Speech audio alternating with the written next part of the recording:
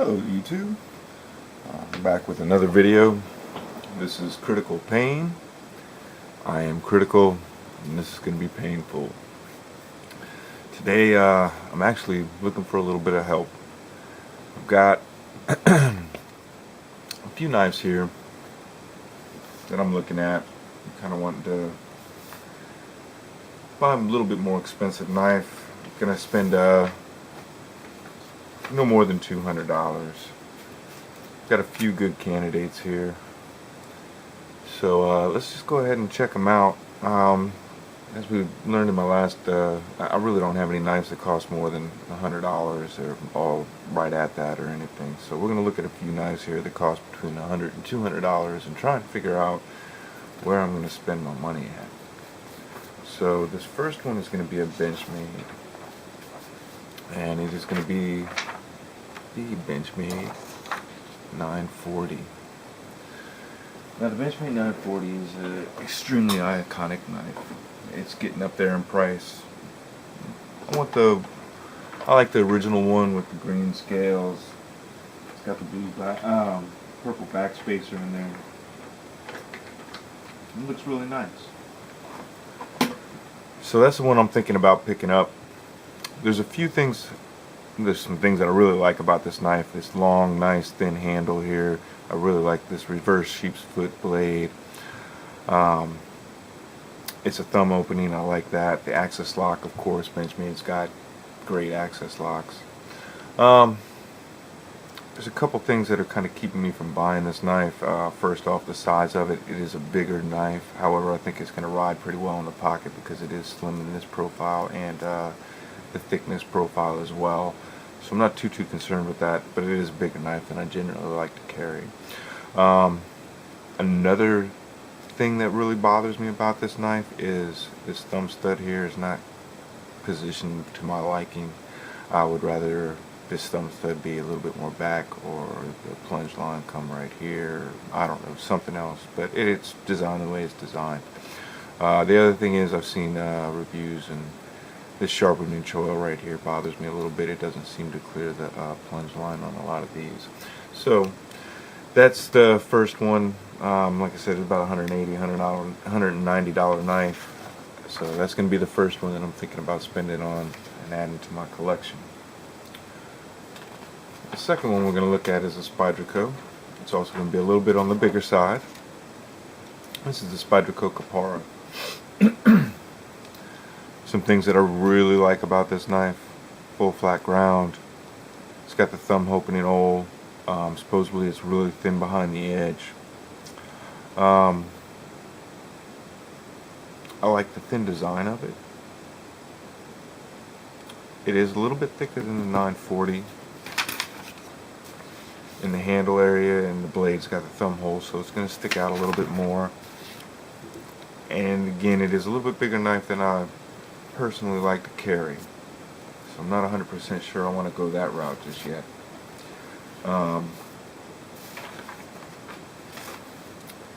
Some things that concern me about this knife: no sharpening choil. Spyderco won't warranty the knife if I need to maintain it.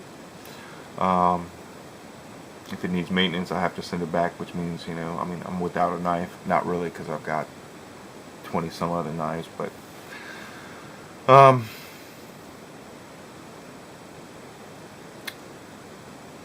so that's about it with this one. I really don't have any two other concerns. I guess the action a little bit too. It doesn't seem to be as smooth as I would like it to be. I've seen some reviews on YouTube where the smoothest might, it kind of bothers me. I don't know. Maybe it's just they were new and they haven't broken in yet. I'm not 100% sure. The next one is going to be one of my favorite companies, Kershaw's high-end line, which I almost feel like I should go ahead and get a knife by ZT just because Kershaw's my favorite brand. And I picked the ZT 0450. Oh, by the way, the Spyder Kapara is about $190, I want to say. 200 right there. Somewhere, I think it's $180, $190, something like that. About the same as the Benchmade 940. The ZT 0450 is about $160, $170 knife. absolutely beautiful knife, titanium. This is a flipper style knife, which is kind of my least favorite style of knives. I like thumb studs or thumb holes being most preferable. But other than that, I'm a little worried about the sharpening choil here. From what I've seen, that can be a little iffy. And that's really about it. I really do like this knife, the way it's all set up and everything. I've actually held one in the store. It disappears in my pocket. It's really a good high choice, and one that I'm really gravitating towards, especially seeing, I love Kershaw, and this is a ZT. So, and then the last one's going to be another Benchmade, and I actually already own this knife. It's the Benchmade Mini Grip Cotillion.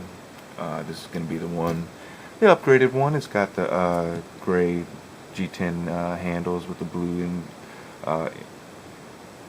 what are the spacers, I guess it would say. It has the sheep's foot blade I can get. It's got a really good sharpening choil. Any concerns about this knife? Yeah, this right here, the grip. The reason I really don't like carrying the Griptilian too much is in the pocket. It's just hard to take in and out. It's always rubbing up against it's hard to take in and out. It just doesn't handle the pocket very well, which is it is what it is. So I'm hoping that this texturing on here, I haven't handled one of these in the store or anything, but I'm really hoping this texture here is going to be not as aggressive as the regular Mini Griptilian. That would be my only concern. Another knife that I'm really highly gravitating toward, again, this is going to be in the same price range as the ZT. This is going to be around $160, $170, but a beautiful knife. I'm actually kind of, I don't know, I've heard the action on both of these knives, this ZT right here and this Mini Griptilian. The actions are just fantastic. So I really don't know which one to go with. Or should I choose the 940? Or should I choose the Spyderco Kapara? I just don't know. So I'm going to be spending that money here coming up soon though. I'm going to buy me a nice little blade for my birthday. And I don't know. If you think, if anybody's watching this and has any of their own comments or suggestions of what I should buy, let me know in the comments down below. I will definitely take into consideration, anybody else's, like what I should take into concern and stuff like that, or what kind of factors I should